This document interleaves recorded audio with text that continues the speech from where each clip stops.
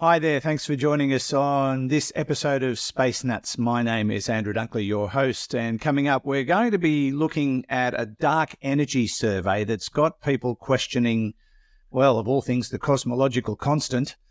We'll also be looking at a megastructure that's been discovered, and when we say megastructure, this is not a human-made thing. This has been made by the universe itself. The trouble is it is so big, they're now wondering how it's possible that it exists. I mean, it exists, it does, but people are scratching their heads. And we'll do a bit of a Peregrine update, which is not a very good update at all. And plenty of questions. We've got a whole bunch to get through this morning. Today, tonight, this evening, this afternoon, whatever time it might be where you are. All coming up on this edition of Space Nuts. 15 seconds. Guidance is internal. 10, 9. Ignition sequence start. Space Nuts. 5, 4, 3, 2. 1, 2, 3, 4, 5, 5, 4, 3, 2, 1. Space Nuts. Astronauts report it feels good. And joining us to unravel all those mysteries and much, much more is Professor Fred Watson, astronomer at large. Hello, Fred. Hi, Andrew. How's it going? I am well. Do you like my shirt? This was sent to us by Marie-Claire Mercier, who went to the DART mission at NASA, and she promised to send us some bits and bobs, and I'd just like to say thanks for my amazing T-shirt. Judy says my colour is blue, so there it is. And the DART sticker and the Planetary Defence Coordination Office sticker, and she even threw in one of these. Artemis sticker, and I'm guessing I am now a member of the Planetary Defence group because I got a Planetary Defence badge as well. So thanks, Marie-Claire. That's so generous of you. Really appreciate it. That's great gear. What's happening in your world, Fred? Well, it's been a nice busy weekend. We were in New Zealand doing talks at the Central Star Party in the North Island.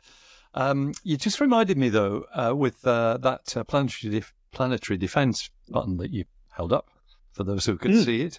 This time last year, when I was at the UN in Vienna, principally there to be part of Australia's delegation talking about dark and quiet skies, the issue of, the pollution by satellite constellations in particular. I also attended a meeting of the planetary defence body, the branch of COPUOS, the Committee on the Peaceful Uses of Outer Space, that looks after planetary defence. So I had a couple of hours with them, which was really fascinating stuff.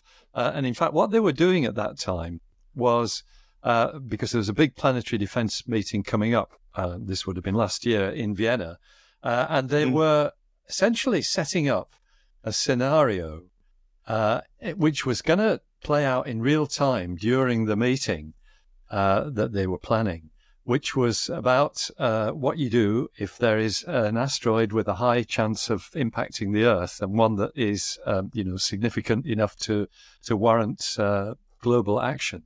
And this scenario was being set up with incredible detail.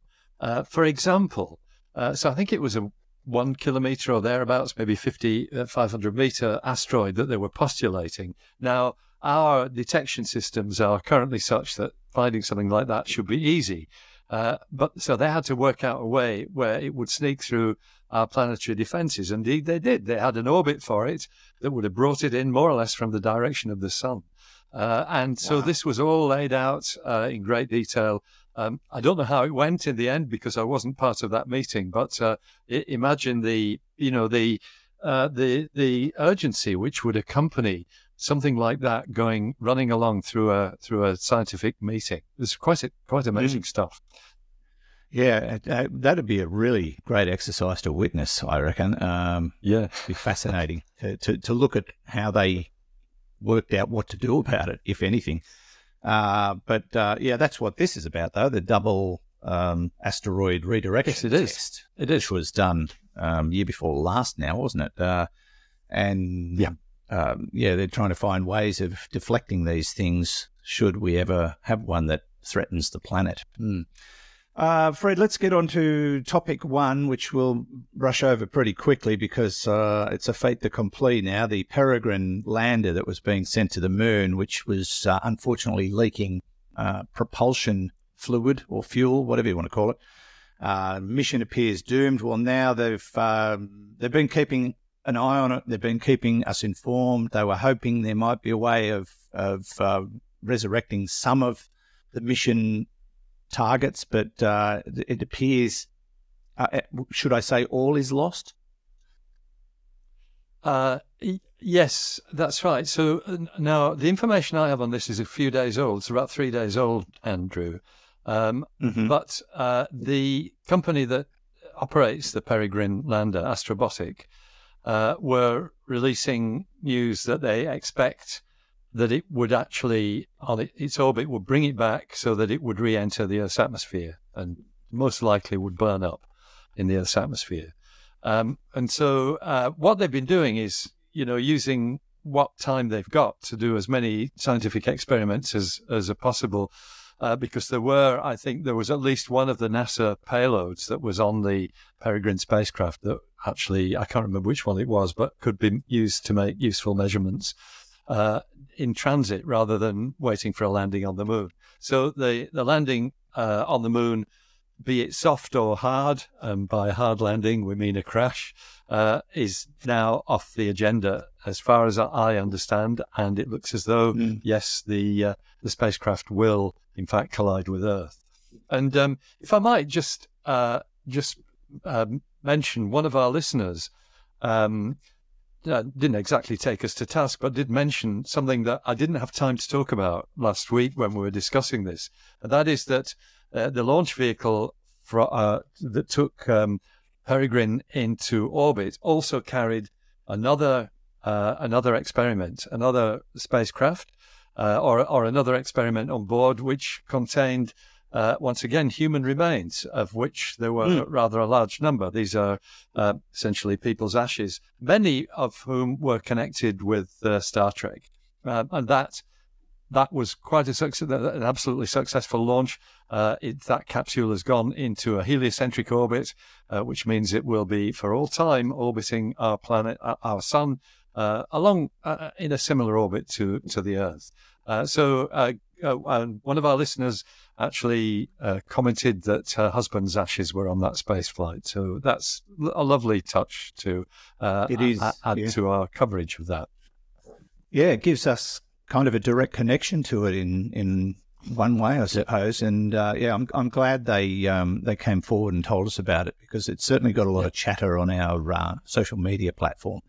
So thanks for letting us know. And it must have been quite an emotional thing to be involved in too. So Peregrine, unfortunately, all is lost there by the sound of it. Let's look at this next story, Fred, about this dark energy survey. And you always hope with a survey that you come up with answers. We've come up with huge questions. Yeah, that's right. So the Dark Energy Survey is an international collaboration, which I think has been running for best part of a decade, using large telescopes, which have been used to make measurements of, supernovae, explosions, and things of that sort. In fact, one of my close colleagues is a member of the Dark Energy Survey. Unfortunately, he's on holiday at the moment till the end of the month, so I can't ask him about this. But at the 243rd meeting of the American Astronomical Society in New Orleans this month, that's the American Astronomical Society always has its meetings right at the beginning of the year, which is great because you get lots of good news stories coming out of it. This is one of them. Some of the results were presented of the Dark Energy Survey were presented at that meeting. So what's dark energy? We know from measurements starting back in 1998 that the expansion of the universe is not slowing down, which is what was widely believed before that the expansion is actually accelerating. And that gave rise to a Nobel Prize. I think in 2011, 3 Nobel Prize winners shared the prize for their contribution to that discovery that that the universe is expanding ever more rapidly. And that's attributed to something we call dark energy, which is an energy possessed by space itself. It's a thing that's common to the whole universe, unlike dark matter, which is actually a substance, one albeit that's invisible, but it likes to be where normal matter is, because we think the two tend to go together, whereas dark energy is everywhere. It's a property of the universe as a whole.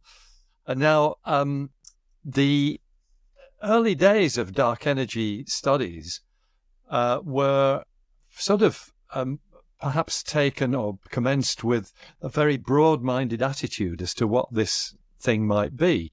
And there were a few suggestions. One of them I remember was quintessence, a fifth fundamental force of nature, with a lovely name, quintessence. It goes back actually, I think, to ancient Greek philosophy.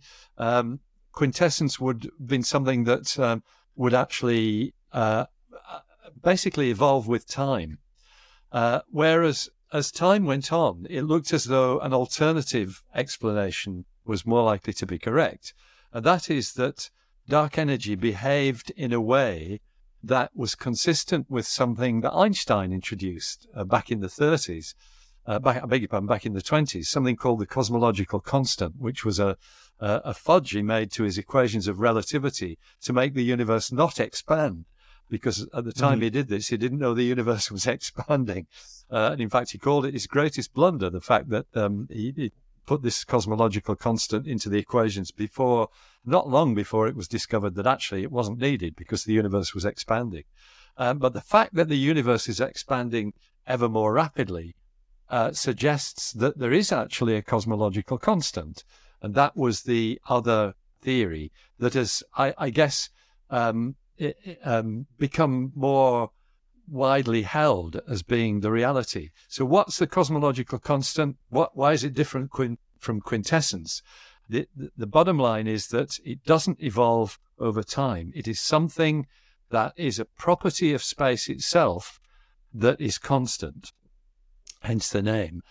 But that means that as space gets bigger, the amount of energy that the cosmological constant puts in increases. So space gets bigger and the energy increases as well in a sort of linear fashion because it's a constant.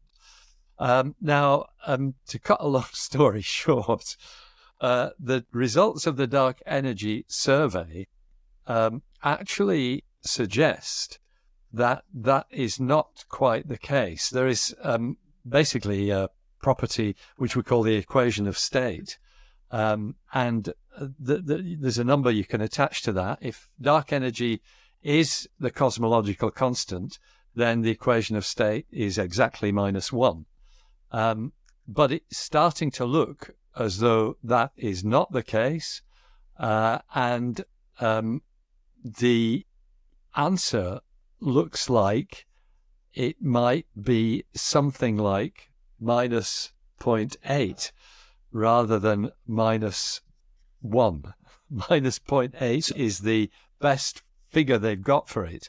And that then suggests that it's not the cosmological constant, that there's something that actually does evolve with time as the universe ages.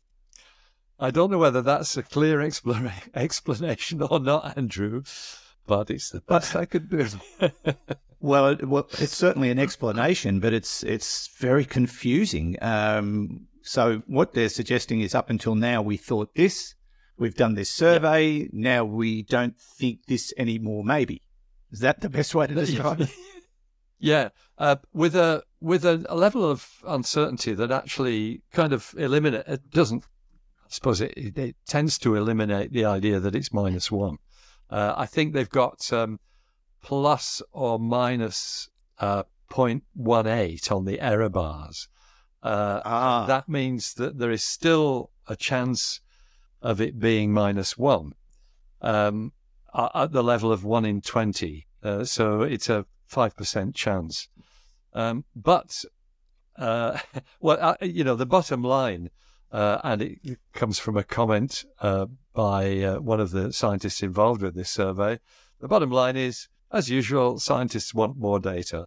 And so it looks as though there is more research needed, some of which will undoubtedly be done by the new Vera C. Rubin Observatory in Chile, an 8.4-meter telescope that will survey the universe, I think, every 3 days, or the whole sky, to give us a picture of what we call transient events and supernova explosions, which is what you base these measurements on, are transient events. So there's more to come. There is more to come.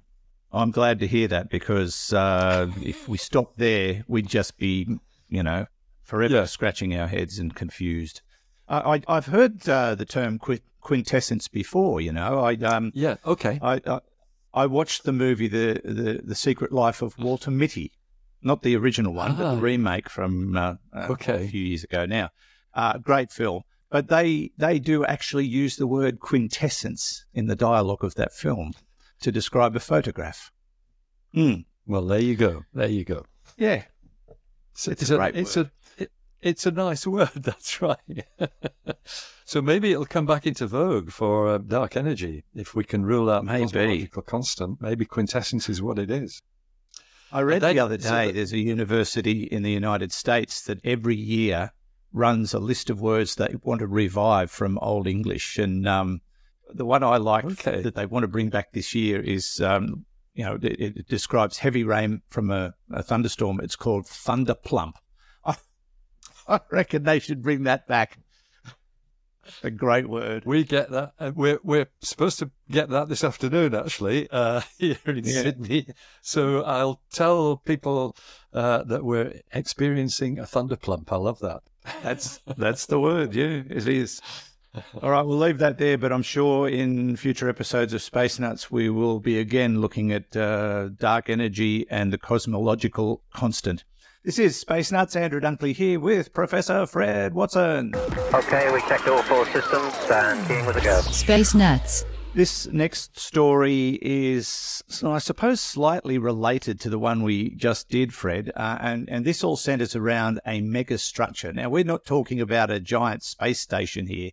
We're talking about a giant series of, I don't know what you'd call them. Well, they're calling it a cosmic megastructure. Do you want to explain first up what that actually is? It's a bunch of galaxies, basically.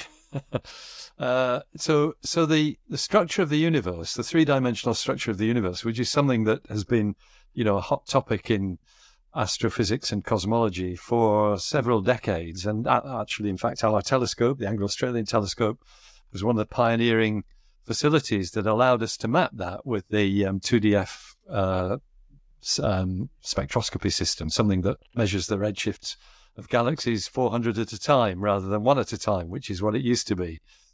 So the discovery that came from that sort of work, and this was in the early 2000s, is it kind of confirms what was previously thought. There is a kind of honeycomb structure within the universe, that galaxies form almost in sheets and filaments along what is called the cosmic web, which is predicted by, what we understand the Big Bang to have been like, that you would get this web of material because we think it actually the framework itself is dark matter, and the galaxies cluster around this dark matter to form a visible version of a dark matter web, because the galaxies shine and dark matter doesn't.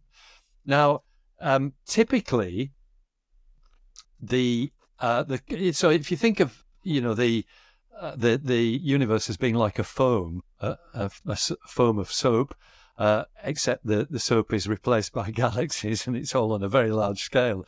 Typically, the voids within this foam of galaxies would be of order 100 million light years, thereabouts. That's the typical size of a void in the cosmic web. And so that seems to be an inbuilt principle of the universe, and it reflects something that we we call the cosmological principle, which is that the universe is effectively the same in all directions. That the universe is homogeneous. I mean, it's not clearly because it's got this structure in it, but by and large, you look in any direction and you see the same kind of structure. That's the basic cosmological principle. And actually, to be more precise in what I've just said, it states that above a certain spatial scale, and that's typically 100 million light years, above a certain spatial scale, the universe is homogeneous and looks identical in every direction. And that's basically what we've thought to date.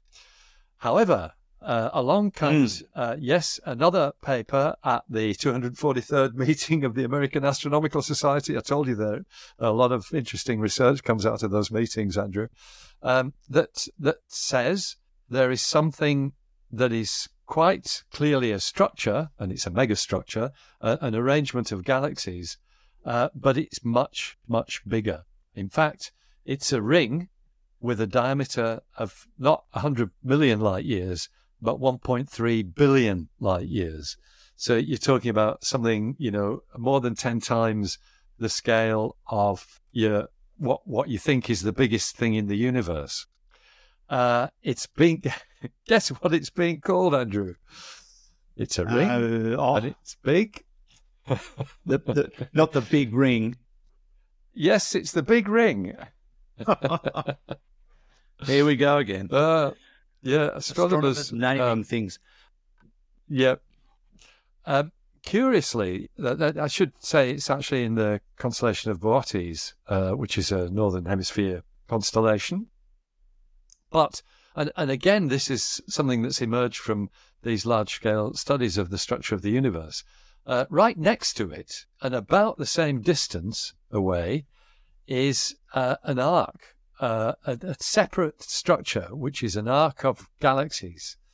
And that's been called the giant arc, of course, which, well, to the map I'm looking at, which is actually courtesy of The Guardian, it's their article on this, looks almost as though these two structures are concentric. The big ring, 1.3 billion light years in diameter, and sort of sharing a similar center, a giant arc of galaxies, which is even further away. So you're looking at structures that are much more coherent, if I can put it that way, than what we've expected to see.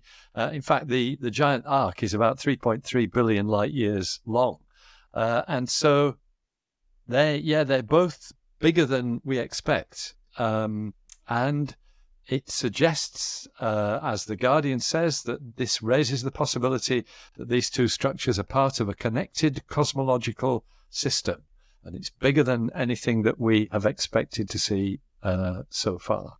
And I should just explain. Sorry, Andrew. Just to explain where the data come from. It's from a similar survey to what our 2DF survey was on the Anglo-Australian telescope, but it's bigger. It's called the Sloan Digital Sky Survey. And it's a catalogue, actually, in this case, of distant quasars. Quasars are just delinquent galaxies, but they're brighter than normal galaxies, so that you see them from billions of light years away. As I was going to suggest, they think this ring that we've just been talking about is actually more like a corkscrew, except we're just looking at it end on, so it looks like a ring from Earth, but it's more of a corkscrew of galaxies, isn't it? Yeah, that's right. Exactly that. That you've got because we're looking end on. It's like looking at a spring, spiral spring end on. It looks like a circle, but if you look at it sideways, it's got a helical structure, and so it's not really it's not like a spring. It's probably like a very shallow spring, but a spring that's aligned face on with the Earth, with our own planet or with our own galaxy. Let me, if I may, quote from the Guardian article on this, which was actually written by Hannah Devlin, who's one of their science correspondents, because this really puts the conundrum very, very nicely. Cosmologists are unsure what mechanism could have given rise to the structure One possibility is a type of acoustic wave in the early universe known as baryonic acoustic oscillations that could give rise to spherical shells in the arrangement of galaxies today. Another explanation is the evidence of the existence of cosmic strings, hypothetical defects in the fabric of the universe that could cause matter to clump along large-scale fault lines. Now, that's a really interesting suggestion, because cosmic strings have been discussed, in the theoretical world of astrophysics many times before, but there's never been any evidence that they exist. They are essentially, as it says, they're zero-dimensional. They've only got one dimension. Put it that way, and that's the length, which is why it's a string rather than a ball or something. So it's got one dimension, and it is a defect in space-time. And just going back to the other possibility that was mentioned in that little passage, a type of acoustic wave in the early universe, we do see evidence of those, because the spottiness of the cosmic microwave background radiation, that's the slightly hotter and colder regions, even though it's only 0.0001 of a degree, the difference, that is assumed to be caused by these acoustic waves. In other words, the bang of the Big Bang. Acoustic waves and fireball that we can still look back and see over the distance of about 13.8 billion years look back time, if I put it that way. Bottom line is, though, theories aside, and you can only have theory, but we really don't know why these things exist, do we? Don't know what the mechanism was or how it happened or anything like that. Yes, that's right. It underlines something that's the importance of something that's always been very close to my heart in the world of astronomy, because that's what I used to do when I was a practicing astronomer rather than a bureaucrat. It underlines the importance of large-scale surveys, the idea of mapping the sky in very large scales. You see, if you're only doing what we would have called pencil beam surveys, where you look at a small area of sky and probe the distance of galaxies along that line, it doesn't tell you anything about these large structures. It's only when you actually look at huge swaths of sky that you can detect things like the Big Ring. And as time goes on, maybe these surveys will progress more widely, and you'll get the even bigger ring. Who knows what we might find as these data are analysed. And just one more footnote to this, if I may. It was one reason why back at the turn of the millennium, the United Kingdom Schmidt telescope, which is a telescope very close to my heart. I used to be its astronomer in charge at the the Australian Astronomical Observatory. We did a survey which was the whole of the southern sky of this kind, and that was its strength. The fact that with a wide-angle view in a telescope, the Schmidt telescope had a 6-degree field of view, you could do these surveys and probe large swathes of the universe. Where it fell down was that a 1.2-meter diameter telescope can't look all that far into the universe. We could only look out about 500 million light years, whereas we're talking now about several billion light years, because it was done on a bigger telescope with greater sensitivity. Well, all I can say is if there's a big ring that contains billions and billions of stars, you're going to have a big pharmacy with a lot of big bottles of hemorrhoid cream nearby, I reckon, because that's too hot to handle. I would also go as far as doubling down on that terrible joke by saying, hang on a minute, you're going to love this one. You did say that this was found near the constellation of Bootes, something I've been trying to avoid.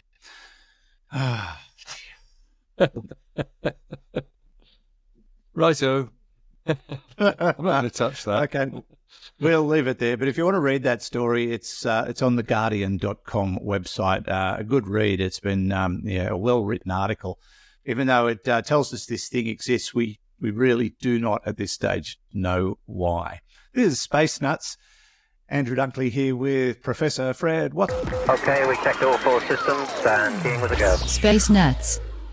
Okay, Fred, time to get to our Q&A section, and this is where we hand over to the audience who ask us questions that sometimes we wish we could avoid. But anyway, now I've got one here. It's not so much a question. This comes from something we were talking about last week. This is Emery. Hello, Andrew and Professor Watson. This is Emery Stagmer, a.k.a. Fax Headroom, calling in from Baltimore, Maryland in the United States, the Eastern Seaboard. I just listened to episode 386, and I got, unfortunately, a correction for Professor Watson. The pressure on Titan is actually only 1.5 bar. That's actually pretty tolerable for humans. We could actually walk around on the surface with just something to keep us warm because the ambient temperature there is about 95 Kelvin. Been a listener for about 2 years. Great podcast. Listen every week. Thanks a lot. Keep it up. Thanks. Thanks, Emery. Okay, yeah, all right. You were thinking of Venus, I think, when we discussed that. I did. It's a long time since I've looked at the figures, so I just, yes, pulled the first number out of my head. I knew it was more than atmospheric pressure on Earth, so thank you very much, Emery. And point taken, you're absolutely right. I should have looked it up. Sometimes when we get these questions and comments in, I'm very much working on the long end of the distant end of a memory, because, yes, of course, I've written about things like that. And Titan, such an astonishing world that you really are, I find myself captivated by just thinking of what it will be like there. But a good point that we could walk around with perhaps not quite normal clothing, but something to keep us warm, but it doesn't have to be a pressure suit because the pressure's more than we're used to on the outside. Perfect. Well, yeah, just don't like I don't like getting cold. While we're doing the mea culpas, Andrew, I might just mention, in case he's listening in, that we took note of some comments from Jens in Sweden, which came in just before Christmas, and we'll talk about those as well. Jens is also quite correct in pointing out some flaws in things that I said on the spur of the moment, because yes, I'm cast onto my own devices when I'm answering these questions. They have no warning. I don't know what's coming up, and usually it's relying on my memory, which is, as time goes on, getting more and more faulty. However, we'll keep going until people just switch off and don't listen anymore. Well, that's why we created Space Nuts in the first place, to keep you sharp. That was the only motivation for it. Well, it's doing a good job. Thank you. Okay, let's move on to a question from Scott. Hey, this is Scott from Oregon. Just wanted to ask if we know how old the water is that is on Earth. Was it existing before the sun, or what? Thanks, guys. Really enjoy the show. Okay. How old is the water on Earth? Now, there's varying theories as to where it came from. Some theories are, based on it being dumped here by asteroids. Other theories are that it was already here when the Earth started to form and it just leached out. It's probable that both hold water. Does that mean that the water on Earth could vary in age, or do we take it back even further and say, well, it all sort of happened at once, so the water is the same age regardless? It's a great answer, Andrew. You good. Probably said what I was going to say. You're right that two main theories. One is that water has arrived on Earth from comets and asteroids impacting in the early history of the solar system, and the other that the water was there all the time because the cloud of gas and dust that the solar system condensed out of contained water, and some of that water found its way into the rocks and eventually leached out, as you've said. Either way, I think the answer is right, that it predates the Earth. So probably the simplest scenario to visualize is the impact scenario. So you start off with a cloud of gas and dust, which collapses under its own gravity. The middle part of that becomes very hot and forms the sun. Meanwhile, a rotating disk of material, dust, gas, and other rubbish, swirls around the infant sun and the planets basically, by a process of accretion, which is stuff sticking together, they grow in that disk. But that model tends to leave behind a sort of shell of the original gas and dust in the cloud from which the sun formed, at a much greater distance than any of the planets, way in the depths of space, beyond the most remote planets and trans-Neptunian objects and all the rest of it. So we've got this shell of ice because it's cold enough there that it becomes ice. It's not vapor anymore. It's actually lumps of ice. And those lumps of ice we call comets. They've got dust embedded in them. And the thinking is that in the early history of the solar system, when there was debris everywhere, that some of those things impacted the baby Earth and brought the water. So what you're learning from that is that the H2O molecules were probably in existence long before the solar system came into being, that they were present in the cloud of gas and dust which was within our own galaxy, and that is the origin of the water. Water being the most common two-element molecule in the universe. That's the key thing to this. It's everywhere, not just here. It's everywhere. Yeah, and there was a time we didn't realise that. We just thought, well, we've got water here, but we can't see it anywhere else, so it can't exist. Yes, but it does.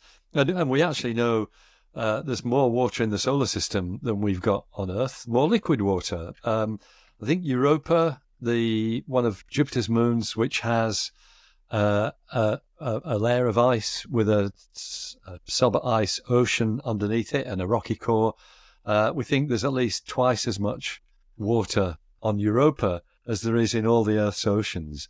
And when you get to Titan, which has a similar structure, it's even more. It's probably 3 or 4 times more than all the Earth's oceans. So even in these little bodies that we find in the solar system, there's more water than we have on our oceans. And then the comets themselves are very rich in water because that's what they're made of. Yeah. Okay, thank you, Scott. Lovely to hear from you. Hope all is well in the great state of Oregon. Now, I got a question from Paul. It's a text question, but I've managed to lose it. It was a very short question. I think I can paraphrase, but I'm not even sure if we did this one before. That's how well my brain's going at the moment. But he was asking about slingshot around planets and why we accelerate if we're going in at certain velocities. And I think he quoted some sort of formula. Why would we accelerate around a planet or another body? How does that slingshot effect work? We did. Someone else might have asked the question. Yeah, maybe so. I think we did it towards the end of last year. But the bottom line is yes, so that you intuitively you think, okay, this your spacecraft is being pulled in towards a planet by the planet's gravity, and then it's leaving the planet, and so it should lose as much energy when it leaves as it gains when it arrives. And from the viewpoint of the planet itself, that is absolutely correct. As far as the planet's concerned, the spacecraft accelerates towards it and then accelerates away or decelerates away, and the two balance out, so there's no change. But the trick is that the planet is moving in its own orbit around the sun. When you look at it in a coordinate system that's centered on the sun, what happens is that some of the momentum of the planet is actually transferred to the spacecraft, and the spacecraft gets a boost, a slingshot boost, which is really well worth having, as we know from the many space flights that have used it. So it's all about the motion of the planet, not just its gravitational attraction. Does that mean that if you were to get a slingshot off a fast rotating planet, you'd get a really good slingshot, or doesn't it work that way? Fast revolving around the sun, yes, you would, yeah. Okay. So it's the revolution around its parent star that makes the difference, not the rotation of the planet itself. Yeah, there is actually an effect with the rotation, but it's a much more subtle one. And I think we've talked about this before. I think one of the interesting discoveries is that if you come in from approach the planet obliquely, in other words, say below its equator, then that affects the amount of slingshot that you get. So it's the rotation of the planet that's now coming into play. Maybe that's for very close slingshots. And of course, the rotation of the planet is you get a good effect of when you're launching a spacecraft from the surface yes, that's of the right. planet. Yeah, you do. From the equatorial areas, because you get a better assist. Is that right? Yes, exactly. Because you're pushing you can use the rotation of the planet, in this case the Earth. It's about 1,600 kilometers per hour that you get free if you launch on the equator. At our latitudes, it's more like 1,400 kilometers an hour. But it's enough to make a difference, and it's enough to make space launches from these equatorial regions very important. Okay, there you go, Paul. Sorry, I lost your question, but I know we got one like it last year, and it's good to go over it again. It's really interesting science. Next up, we go to Brisbane. G'day, Water and Dunks. Ash in Brisbane here. Guys, I just wanted to touch on a theoretical question. Floating cities in the atmosphere of Venus, but not ones that have humans on board. Maybe having some algae up there to transform some of the carbon dioxide due to photosynthesis, and maybe some OH generators that we've been working on here on Earth. Would that clean up some of the atmosphere? And if so, could you potentially, over a long period of time, cool the atmosphere? Interested to hear your thoughts. Thanks, guys. Wow. We're going down the Martin track of terraforming again by the sound of it. It sounds like it would be it could be too big a project, couldn't it? Or if you did it over a long, long period of time, maybe eventually you could make some kind of difference. But Venus, it's like trying to cool down an oven with a drop of water. Yeah, that's right. So yes, if you've got 1 million years, that might be good. It might work. But so Ash raises a really interesting point, though, because the upper atmosphere of Venus is a bit of a hot topic in terms of our understanding of the potential for living organisms. That because there are levels in Venus's atmosphere which are actually quite equitable, quite climatically what you might call normal, with pressures and temperatures similar to what we have here on Earth. And so that there is a suggested picture that perhaps within those regions of Venus's atmosphere, we could find microorganisms which are indigenous. They've originated there. And that you'll remember a couple of years ago, there was great excitement when scientists at the James Clerk Maxwell telescope in Hawaii thought they had detected phosphine in Venus's upper atmosphere, which would suggest biological origin. Phosphine's not easily produced by rocky planets without life processes. So that's, it is an area of great interest. Now, whether you could actually generate enough OH to essentially modify Venus's atmosphere, as you are, Andrew, I'm a bit doubtful about that. It's a big project. Venus at the surface has an atmosphere, and I think I'm pulling this number out of my memory accurately, of the order of 100 times the pressure of Earth's atmosphere. So there's a lot of atmosphere that you've got to change. And I, in fact, think that the idea of terraforming Venus really is a non-starter under any circumstances, because we don't know too much about the geological state of the surface. We know we think there are active volcanoes on Venus. There's evidence to suggest that there might well be, which is, putting it into a different perspective. Great suggestion, though. I like your thinking. He's always got some interesting ideas, has Ash. I'm not so sure about the Watto and Dunks show, though. That might. I didn't see that. That's how he started off. Hello, Watto and Dunks. Should be the other way around, shouldn't it? Oh, it doesn't matter. Dunks and Watto. Oh, no, I think it's got more of a ring to it the other way, and you're the star. I'm just right. the idiot that pushes the buttons, and I'm not doing it very well today. But thanks, Ash. Great to hear from you.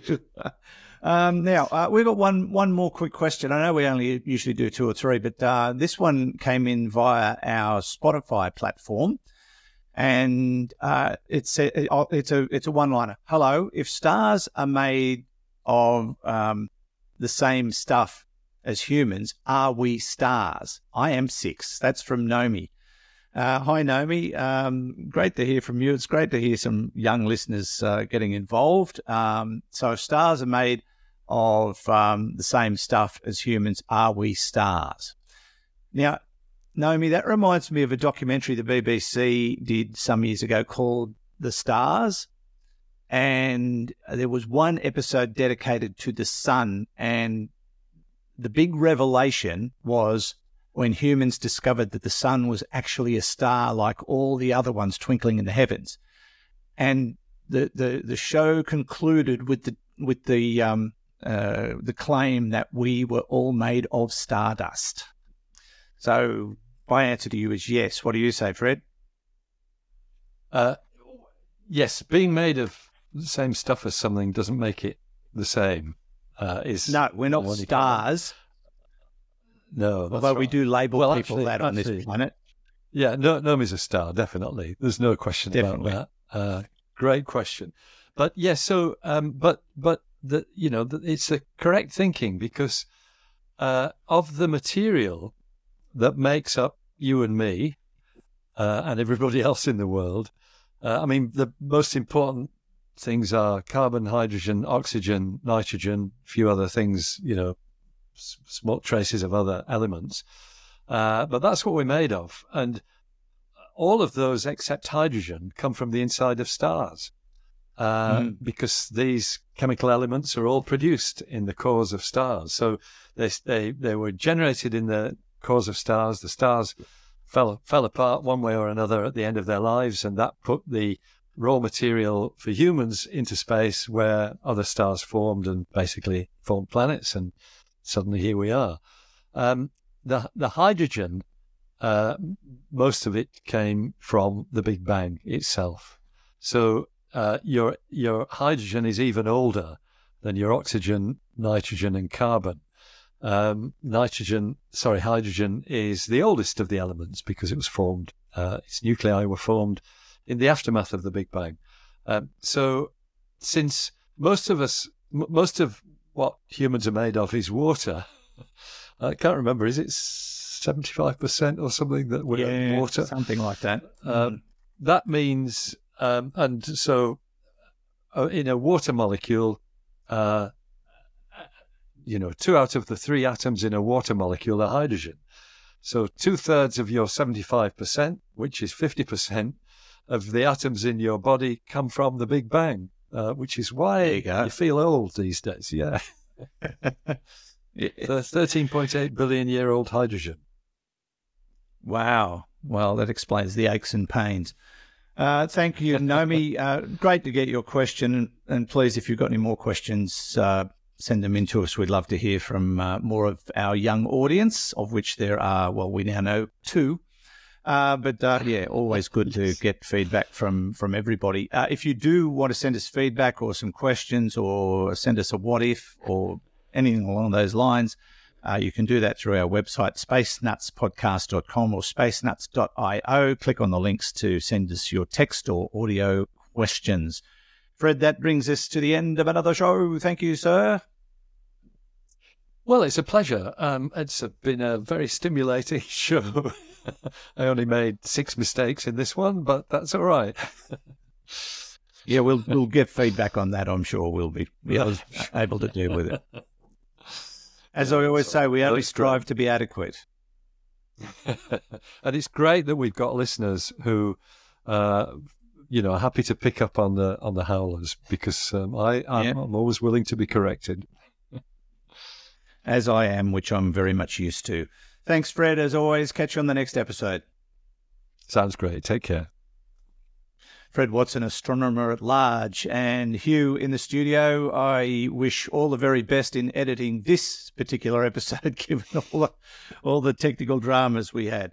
And from me, Andrew Dunkley, thanks for your company. Catch you on the very next episode of Space Nuts. Bye-bye. Space Nuts. You've been listening to the Space Nuts podcast. Mission complete, Houston. Available at Apple Podcasts, Spotify, iHeartRadio, or your favorite podcast player. You can also stream on demand at Bytes.com. This has been another quality podcast production from Bytes.com. And if you've been listening to the live version, thanks for your patience.